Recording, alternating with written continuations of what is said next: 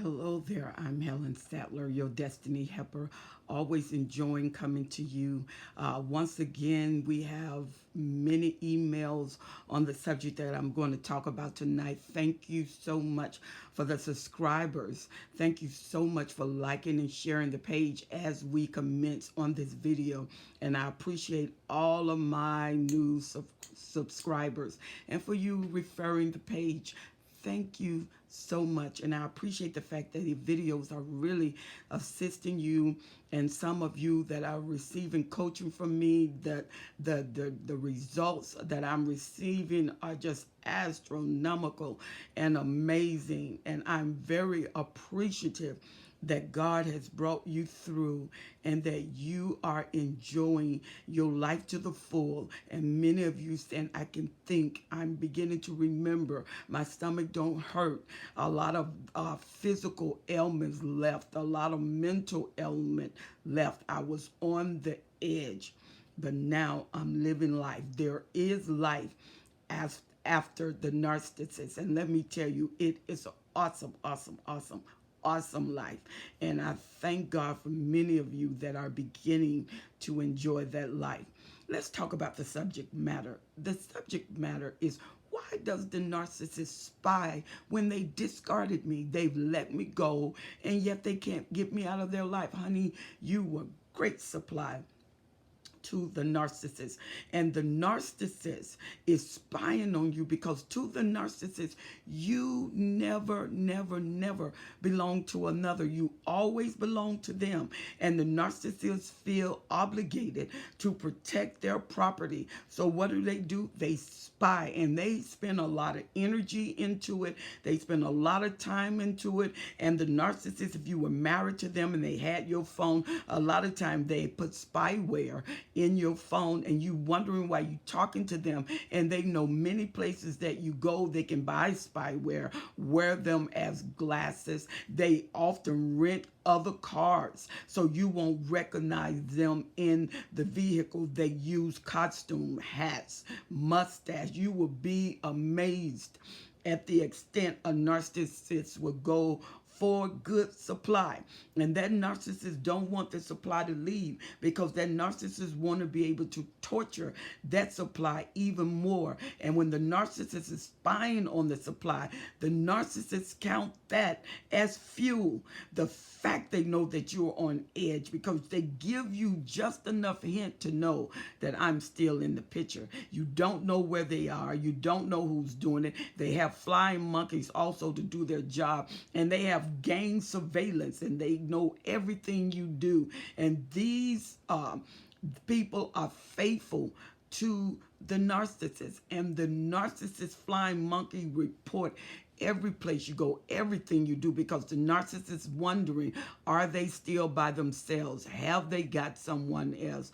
Are they, if it's been months, they're thinking, oh, I wonder if they're the person that I saw them with, is it leading to marriage, because they're seeing you all the time. They are totally surveying your page, everything about media that has you in it. They are on it. The only thing about that, if you have a malignant, you have a sociopath, or you have a psychopath, they can be very dangerous. Or a lower narcissist. The lower narcissist is impulsive. They don't think, they just react. And when the lower narcissists see blood, when they see you crying, they see you hurt, like the psychopath, they see you hurt, they really get turned on. And then when they see you bloody and they see you vulnerable, somehow that's climatic to them. So once you know that the narcissist is surveying you, spying on you, you would need to take to go through the process of protecting yourself and your children. If you have children, you have to protect them, especially If they're from the malignant narcissist, sociopath, psychopathic narcissists are very, very dangerous. And the malignant narcissist and the psychopathic narcissist, very methodical. They are not reactionary. They think, they plan, and they respond. They think all the time. They're very cerebral. The sociopath may not always be cerebral, and they can have delayed response. They can just react instead of thinking. And the malignant narcissist is so full of rage over every little thing you do. I mean, everything that displeases them, they take it to the nth degree. And so this narcissist, especially these narcissists that I named, even the covert narcissists, the vulnerable narcissists, can spy on you. Usually the vulnerable narcissist want another narcissist. An inverted narcissist want another narcissist. And they spy. They get all the spyware. And in your house, before they left your house, when you were not there, they planted spyware everywhere. So they can make sure that they spy on you. They know everything that you do. They can counter pick up when you are getting tired, when you're grave rocking, when you just want to be emotionalist, especially if you're a super empath. The super empath is very dangerous to make angry. They will risk going supernova to back the narcissist off. And once the empath does not walk in their pathway, they look very narcissistic. They have those narcissistic traits, even though they're not narcissists, because they turn around what the narcissist does, and the empath mirrors the narcissist. Now they look and sound like the narcissist, but it breaks them down. It crushes them. The narcissist want to see, after you have went supernova, what is the state of your mind? What is the state, the condition as you come out of your house, as you go to work? Have you came out of your house? Are you spending days off from work? Do you open the blinds? Is the blinds closed? The blind closed mean you're dealing with Great Depression. Have you modified your dress? You're not so peppy. You are just now like a homely person, and they know that they're affecting you, and they're getting fuel. A lot of times they'll discard you, not because they have another supply. They'll discard you because they want to see you hurt. They want it on pictures and cameras. They want to see you sad. They want to know when they see you, your eyes are puffy. And that's why you can go to a store and all of a sudden the narcissists come around the corner. They've been knowing where you are. They've been watching your pattern. And then you look at them, you don't have makeup on, you don't have your hair together. That just gives them the thrill. They move on to a new supply. And they get that new supply. But they're obsessed with you because now you're giving them the greatest level of supply, especially when you seem like you're encumbered. Your mind is not together. You are crowded in your thinking. You're fogged in your mind, and you're trying to think of things, and you're fumbling with your keys, and you're looking at your hands, and they know that nothing is together. That narcissist is elated, and that narcissist will go love bomb more the new supply, because they got an advantage. But if this narcissist surveying you and you're peppy in your step, you then after a few months you start to date again, that narcissist is really upset. So he tortures the new supply quicker. Love bombing is between 3 and 6 months. I mean, they're just like perfect. You are the perfect. When you were with the narcissist and the narcissist was love bombing you, for once with that narcissist, you was perfect. They saw you as perfect. That's the time the narcissist would have fought for you, because they're fighting for that supply. That's the time the narcissist speak for you, unless they are a vulnerable narcissist. Other than that, they speak up for that supply. They protect that supply, and they're not afraid to protect that supply. And they will protect you. After the love bombing, the torture begins.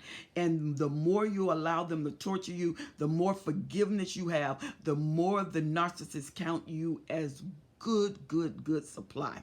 And they can depend on you being sorry. They can depend on you because the more sorry you get, it's going to be the more forgiveness you give them, the more chances you give them. And when they leave, you're going to let them come back. You're going to succumb to every Hoover because you crave them. You crave their presence. So you are addicted to them, and the drug is at work. And when that happens, the narcissist is happy about it. The narcissist is glad about it. The narcissists don't want you to ever leave. And when the narcissists lock you down real good, it's hard to build another relationship. It's hard to have another relationship. Why? Because you want the narcissist. You want that drug. You got to have that drug no matter what. And so when the narcissists spy on you, everywhere they go, they're always a few feet away. And sometimes you can get that feeling that somebody is watching you, and distance is no matter. Once they know where you are, a narcissist will fly where you are just to spy on you. It is less frequent, but the narcissist will find out where you live, and the narcissist will spy on you. The narcissist will know what you're doing, where you going, who's coming to your house, who you're leaving with, and what is your calendar. That's why you need to modulate your schedule. Don't have the same schedule where you are predictable, especially when you know your narcissist is very abusive. And the narcissist that is very abusive, that spies, they're very consistent, very methodical.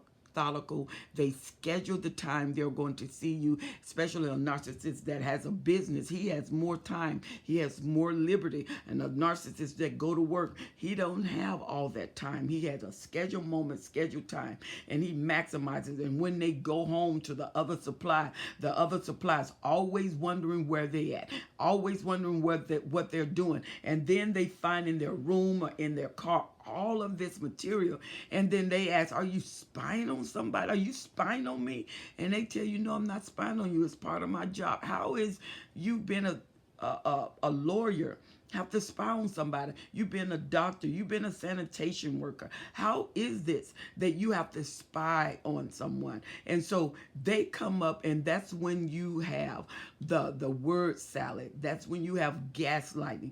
They put so much pressure on the moment until you actually forget what you're talking about. And they can commence a continuum of what they were doing: surveillance, spying, stalking. They stalk you, and sometimes the narcissist will stalk you and want you to see them looking at you. And then when you call the police, they have not been around you, and the police come, they can never find them. They're always in a different car. They're not going to be in their car unless they bold and they think that you're too afraid to get different processes of protecting yourself and protecting your family via restraining order. The law of documentation goes here because you take a list of things that the narcissist is doing. You find them, you note it. You notate everything, and even you can get a surveillance lens where they think it's glasses, but the narcissist, if he's using equipment, he's very familiar with the equipment. But you have to take care of yourself, and you have to document everything. Remember, the law of documentation is a set of written ordinances, which is time-based, place-based, people-based. If they call you on your conversation, keep the conversation, keep the emails, keep everything. Get a recorder on your phone. As soon as the phone rings, the recorder starts the recording. And you have a list of evidence, because the narcissists, especially the cerebral ones, are real thinkers. They want you, and they want you in fear. They want you in anxiety. They want you blaming themselves, especially when the narcissist is with a borderline, always blaming themselves, hurting themselves. And it's really the narcissist's fault, but you never see that. You always see what's wrong with you. And many of you that have been brainwashed by the narcissist, you've been with them for years, and they have trained your fear, and they don't want anybody else to have their prize. So they train you to fear, they train you to doubt, and every day, they've been gone for 3 years, and you still walk around suspiciously thinking that they're looking for you. Some narcissists narcissist will survey temporarily and then they move on. There are some narcissists are very, very, very vicious, and they're very, very, very determined, and they can survey for months, even years. When they survey for years, it's sporadically, but you're always being watched. Some of you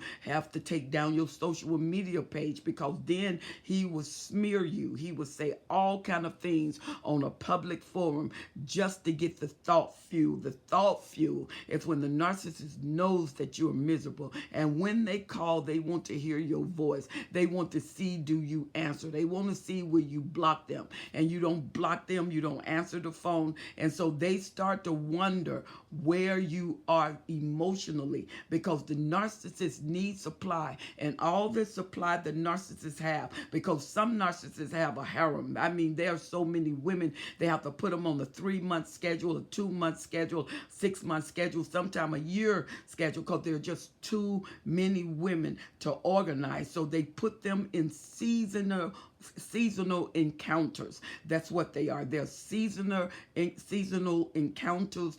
They're time count encounters. So they may be with you for every 3 months, and you know he has a cycle.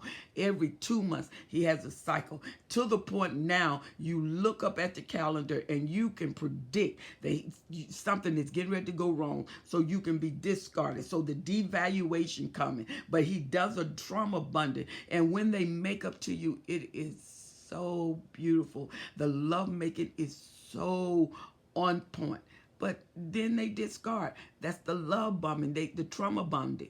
The trauma bonding. The trauma bonding is when the prey is attached to the predator and protect the predator, like the Stockholm syndrome. They will not let you against that narcissist, and your family telling you leave them, and you won't leave them. And now they're spying your life out, and they tell you everything they know, and you know they have to be spying you out, because they got a daily regimen of what you doing, people you're talking to, you going where they took you to. And then after you do that, if you want to be Hoover, you start setting up a Hoover.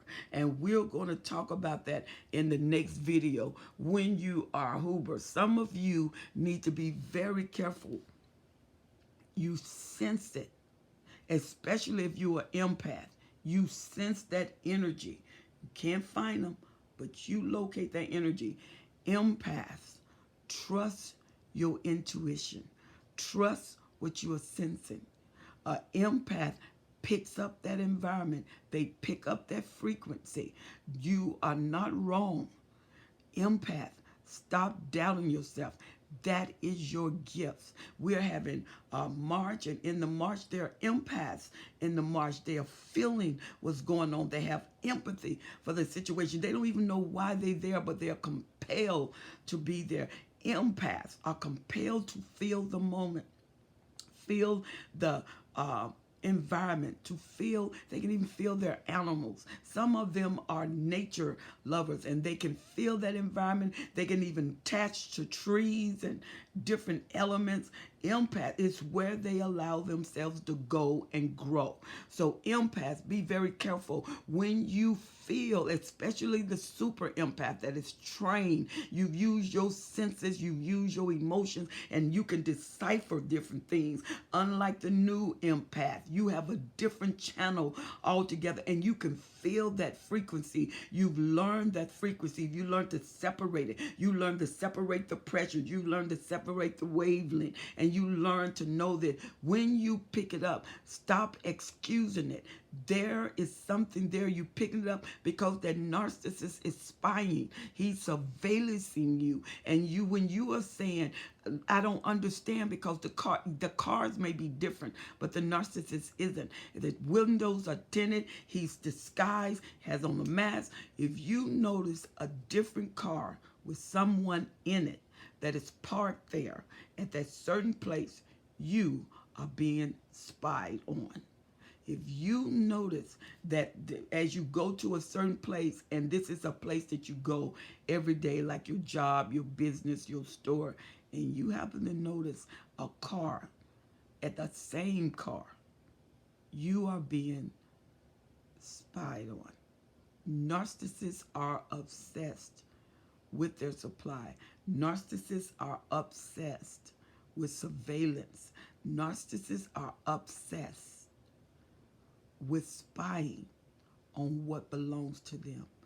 And some, they could be gone for 7 months, 8 months, a year, 2 years, and they will come back into the relationship just like they left. They come back in the relationship like nothing ever happened.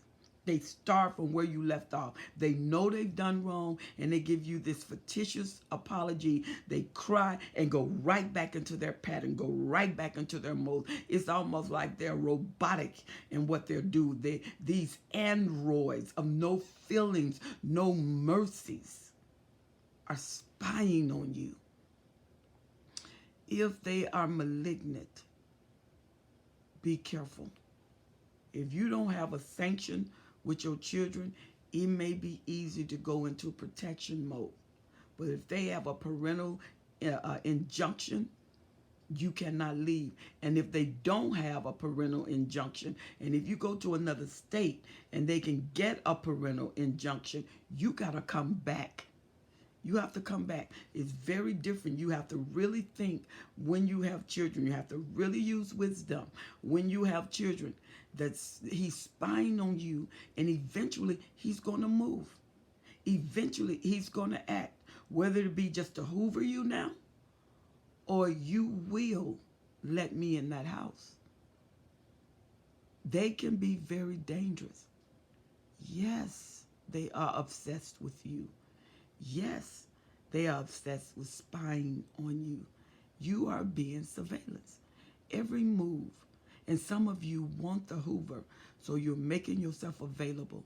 But did you know that when the narcissist hoovers you, you get punished even if they discarded you for leaving? You get punished that you didn't stay. You get punished, and there's no way to stay because you were discarded. You still bear the burden because the narcissists refuse to bear the responsibility of their behavior. Will they hoover you? Absolutely. 24/7 if they got the time. All day if they got the time. And anybody come in your life, if they can find them on social media, they are going to do a smear campaign. Those flying monkeys, those gang surveyors, they are going to be there to make sure you come down. Be careful. If you sense it, empath, you got it. Those of you, if you feel it, be very cognizant of your environment. Watch different cars in the same place or just a little further back. Because remember, the narcissist thinking, he is thinking, she is thinking like she was thinking with you. Now they are thinking about you. And they are culminating how to get to you. And some of them won't come to you right away. Because remember, they surveyed you a whole year before they came to you in the first time. They knew everything about you. That's why they can say things, and it seemed like they were interested. They surveyed you. They found out everything they could. And on social media and background checks, that is not hard to do. All right. I pray that I answered questions. We always come back around with a part 2 with more information, but I pray that that information really helped you. And some of you, it's going to really challenge you.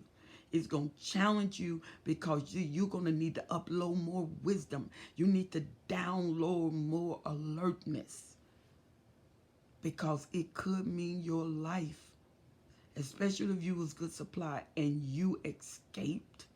You escape the narcissist. The narcissist doesn't lose anything. He is filled with himself. And you escape, oh yeah, there's a surveillance. He wants to see you all the time, miserable, not with anybody. Because some narcissists have been known to get out of the vehicle and say, what you doing with my wife? And you say, I'm divorced. He said, I will never divorce you. And some people just leave because of conflict. They cause so much conflict. And then they start harassing that person, because if they get out and you with them, then they'll get in the car, act like they drove out just to follow where they're going. That person is so distraught. They don't even know they're being followed. They don't even know that the narcissist is with them. They don't even know the narcissist is spying on them. And the narcissist is spying on them. And if they realize, they put enough fear in them for them to back off their supply, because they would think you are lying and you left out information. So yes, spying is part of the package for many narcissists. Not all narcissists spy. Some narcissists move on to other supply as long as they are occupied by that supply. And some narcissists don't even remember you. Something has to remind them, a song or smell or music has to remind them of you, because they're so occupied with their moment. They're so occupied with their supply, and they never loved you. They mirrored what love was, and they caught you on the net with mirrored love, which is love bombing. So be very careful. Well, I pray that you like and share the video. I pray that you would just subscribe. All of those that are listening to this, please subscribe to my video and join me when I'm doing the videos. That's why if you subscribe, you get the alert. Just push the bell. And once you push the bell, every time I come on, an alert will come to you that says she's on again. I pray that you enjoyed this and you share and like the page. All right. I am Helen Sadler, and it is approximately almost 5 a.m. and I'm up and rolling. And I'm telling you, good morning and restore to your life. Good life, happy life, and good morning. It can be a beautiful life after the narcissist. Believe me. So like and share my page and make sure you subscribe. May the spying narcissist bear the consequences of his behavior in more ways than one. And may you always go to your authentic you, because you are simply amazing. I'm Helen Sadler. I'm in your corner, and I am your destiny helper. I will see you on the next video. Bye-bye.